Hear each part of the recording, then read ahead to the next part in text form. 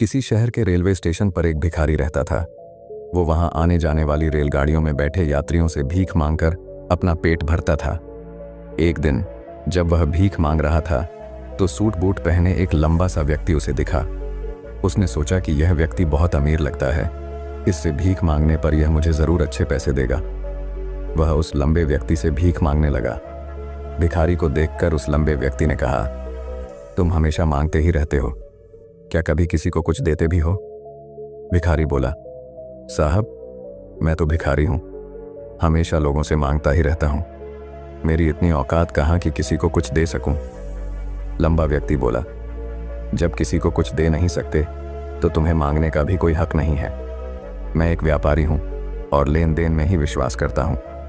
अगर तुम्हारे पास मुझे कुछ देने को हो तभी मैं तुम्हें बदले में कुछ दे सकता हूं। इतना कहने के बाद वह लंबा आदमी ट्रेन में बैठकर चला गया। इधर भिखारी उसकी कही गई बात के बारे में सोचने लगा। उस लंबे व्यक्ति के द्वारा कही गई बात उस भिखारी के दिल में उतर गई। वह सोचने लगा कि शायद मुझे भीख में अधिक पैसा इसीलिए नहीं मिलता क्योंकि मैं उसके बदले में किसी को कुछ दे नहीं पाता हूं। लेकिन मैं तो भिखारी हूं, किसी को कुछ देने लायक भी नहीं हूं। लेकिन कब तक मैं लोगों को बिना कुछ दिए केवल मांगता ही रहूंगा? बहुत सोचने के बाद उस भिखारी ने निर्णय किया कि जो भी व्यक्ति उसे भीख देगा उसके बदले में वह भी उस व्यक्ति को कुछ जरूर देगा। लेकिन अब उसके दिमाग में यह प्रश्न चल रहा था कि वह खुद भिखारी है तो भीख के बदले में वह दूसरों को क्या दे सकता है। इस बात को सोचते हुए 2 दिन हो गए, लेकिन उसे अपने प्रश्न का कोई उत्तर नहीं मिला था। तीसरे दिन जब वह स्टेशन के पास बैठा हुआ था तभी उसकी नज़र कुछ फूलों पर पड़ी जो स्टेशन के आसपास के पौधों पर खिल रहे थे। उसने सोचा, क्यों ना मैं लोगों को भीख के बदले कुछ फूल दे दिया करूं। उसको अपना यह विचार अच्छा लगा और उसने वहां से कुछ फूल तोड़ लिए। अब वह ट्रेन में भीख मांगने पहुंचा। अब जब भी कोई उसे भीख देता तो उसके बदले में वह भीख देने वाले को कुछ फूल दे देता। उन फूलों को लोग खुश होकर अपने पास रख लेते थे। अब भिखारी रोज फूल तोड़ता और भीख के बदले में उन फूलों को लोगों में बांट देता था। कुछ ही दिनों में उसने महसूस किया कि अब उसे बहुत अधिक लोग भीख देने लगे हैं। वह स्टेशन के पास के सभी फूलों को तोड़ लाता था। जब तक उसके पास फूल रहते थे तब तक उसे बहुत से लोग भीख देते थे, लेकिन जब फूल बांटते बांटते खत्म हो जाते तो उसे भीख भी नहीं मिलती थी। अब रोज ऐसा ही चलता रहा। एक दिन जब वह भीख मांग रहा था तो उसने देखा कि वही लंबा व्यक्ति ट्रेन में बैठा है जिसकी वजह से उसे भीख के बदले फूल देने की प्रेरणा मिली थी। वह तुरंत उस व्यक्ति के पास पहुंच गया और भीख मांगते हुए बोला, आज मेरे पास आपको देने के लिए कुछ फूल हैं, आप मुझे भीख दीजिए तो बदले में मैं आपको कुछ फूल दूंगा। उस लंबे व्यक्ति ने उसे भीख के रूप में कुछ पैसे दे दिए और भिखारी ने कुछ फूल उसे दे दिए। उस लंबे व्यक्ति को यह बात बहुत पसंद आई। वह बोला, वाह क्या बात है, आज तुम भी मेरी तरह एक व्यापारी बन गए हो। इतना कहकर फूल लेकर वह लंबा व्यक्ति अपने स्टेशन पर उतर गया। लेकिन उस लंबे व्यक्ति द्वारा कही गई बात एक बार फिर से उस भिखारी के दिल में उतर गई। वह बार बार उस लंबे व्यक्ति के द्वारा कही गई बात के बारे में सोचने लगा और बहुत खुश होने लगा। उसकी आंखें अब चमकने लगीं। उसे लगने लगा कि अब उसके हाथ सफलता की वह चाबी लग गई है जिसके द्वारा वह अपने जीवन को बदल सकता है। वह तुरंत ट्रेन से नीचे उतरा और उत्साहित होकर बहुत तेज आवाज में ऊपर आसमान की तरफ देखकर बोला, मैं भिखारी नहीं हूं, मैं तो एक व्यापारी हूं, मैं भी अमीर बन सकता हूं। लोगों ने उसे देखा तो सोचा कि शायद यह भिखारी पागल हो गया है और अगले दिन से वह भिखारी उस स्टेशन पर फिर कभी नहीं दिखा। लेकिन 6 महीने बाद इसी स्टेशन पर 2 व्यक्ति सूट बूट पहने हुए यात्रा कर रहे थे। दोनों ने एक दूसरे को देखा तो उनमें से एक ने दूसरे से हाथ मिलाया और कहा, क्या आपने मुझे पहचाना? दूसरा व्यक्ति बोला, नहीं, क्योंकि मेरे हिसाब से हम लोग पहली बार मिल रहे हैं।